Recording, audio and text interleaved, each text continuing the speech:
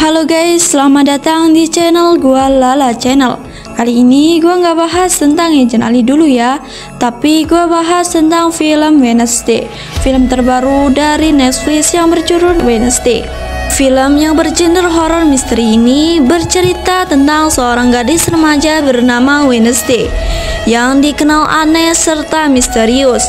Tidak seperti remaja yang umum, Wednesday memiliki sifat yang misterius serta dingin, lebih memilih menutup diri dari sosial, dan juga lebih tertarik dengan hal mistis serta horor.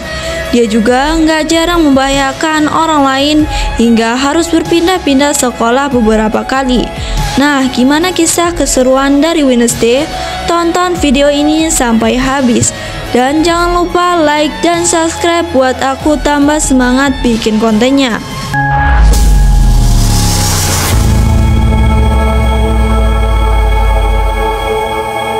Di awal series kita pun diperlihatkan pada siswi SMA bernama Wednesday Addams, dan baru saja memasuki sekolah dilihat orang-orang yang melihat Wednesday menatapnya dengan sangat sinis sekaligus takut. Bagaimana tidak, Wednesday dikenal sangatlah aneh dan menyeramkan. Di dalam lokernya, Wednesday menemukan adiknya bernama Pascli Addams yang sedang terikat. Saat ditanyai siapa pelakunya, Pascli mengaku tidak tahu. Belakangan ini, Wednesday mendapatkan kekuatan berupa ia bisa menerawang penglihatan. Penglihatan itu muncul begitu saja dan muncul seperti terapi kejut listrik. Saat menyentuh tangan Pascli, Wednesday melihat penglihatan berupa pelaku yang telah membuli adiknya. Tidak terima adiknya dirundung, Wednesday langsung menemui para pembuli untuk balas dendam. Tak disangka, Wednesday langsung melepaskan 2 kantong berisi ikan piranha di dalam kolam renang. Para pembuli yang melihat hal tersebut langsung lari untuk melarikan diri. Namun sayangnya salah satu dari mereka terkena gigitan dari ikan piranha. Akibat perbuatannya, Wednesday dikeluarkan dari sekolah sehingga ia terpaksa harus memasuki ke sekolah lain. Dan disinilah awal petualangannya Wednesday dimulai. Di hari itu, kedua orang tua Wednesday yaitu Martia Addams dan Gomez Addams mengantarkan Wednesday ke sekolah barunya. Sekolah itu bernama Nevermore Academy. Kebetulan kedua orang tua Wednesday adalah alumni dari sekolah tersebut. Mereka merasa bahwa sekolah tersebut tepat dengan Wednesday. Sekolah tersebut dikenal sebagai sekolah untuk orang buangan dan aneh seperti Wednesday. Sekolahnya gelap dan menyeramkan serta jauh di dalam hutan. Sesampainya di sekolah, mereka disambut oleh kepala sekolah yang bernama Larissa Weems, yang juga teman sekamar ibunya dahulu. Akhirnya Wednesday diantar menuju asrama barunya yang bernama Ophelia. Di sana ia sekamar dengan anak bernama Enid Sinclair. Terlihat juga Enid Sinclair yang terlihat ia adalah anak yang ceria dan penuh dengan warna. Berbeda dengan Wednesday yang menyukai warna hitam, bahkan kepala sekolah pun membuatkan seragam khusus yang berwarna hitam untuk Wednesday. Saat sedang berkeliling ke sekolah, Enid menjelaskan tentang 4 geng utama di Nevermore. Mereka adalah taring, bulu, batu, dan sisik. Enid sendiri bergabung dengan geng bulu karena ia adalah seorang serigala. Di sana juga mereka melihat seorang wanita yang bernama Bianca Beckery yang merupakan ketua geng sisik sekaligus mantan seniman sekolah yang bernama Xavier Trout. Lalu ada juga Ajax Potropoulos sekaligus anak yang disukai oleh Enid.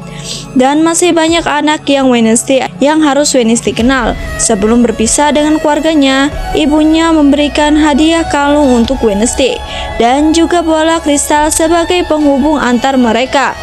Tak lupa mereka juga meninggalkan potongan tangan bernama Ting yang dijadikan sebagai mata-mata untuk mengawasi Wednesday. Di daerah dekat dengan sekolah, akhir-akhir ini terjadi pembunuhan yang misterius. Korban dari pembunuhan itu biasanya hancur terpotong-potong seperti diserang oleh binatang buas. Petugas di sana yang bernama Sheriff Galpin masih belum bisa menyelesaikan kasus ini. Namun ia berpikir bahwa semua ini ada kaitannya dengan sekolah. Keesokan harinya, Wednesday mengikuti kelas anggar. Di sana, ia melihat anak yang bernama Rowan yang baru saja dikalahkan oleh Bianca. Bianca pun mengeluh kepada pelatih kalau ia tidak pernah mendapatkan lawan yang sebanding. Wednesday yang mendengar hal itu pun langsung menawarkan diri untuk melawan Bianca. Mereka pun bertarung tanpa menggunakan helm. Dan siapa yang terluka terlebih dahulu, ia akan dinyatakan kalah. Pada awalnya, Wednesday mampu mengimbangi kemampuan Bianca, walaupun akhirnya Bianca berhasil melukai Wednesday. Setelah itu, Wednesday pergi ke UKS untuk mengobati lukanya. Saat ia keluar dari UKS, sebuah patung burung terjatuh di arahnya. Beruntung saja, Wednesday diselamatkan oleh Xavier. Di tengah waktu luangnya, Wednesday menyempatkan diri untuk menulis. Saat ia menulis, Wednesday menemukan Ting. Ia tahu Ting dikirim oleh kedua orang tuanya sebagai mata-mata. Namun kini karena ia sudah ketahuan, Ting diberi dua pilihan, yaitu dikurung sampai 1 semester penuh atau menjadi anak buah Wednesday. Karena tak mau tersiksa, Ting pun terpaksa memilih untuk menjadi anak buah Wednesday. Keesokan harinya, Wednesday dibawa ke kota untuk menemui psikiater. Seperti biasa, Wednesday tidak suka menemui psikiater. Jadi, ia pun memutuskan untuk kabur lewat jendela. Dalam perjalanan kabur, Wednesday tidak sengaja menabrak bapak-bapak yang di dalam penglihatannya akan mati karena kecelakaan. Setelah itu, Wednesday pun masuk ke dalam kafe.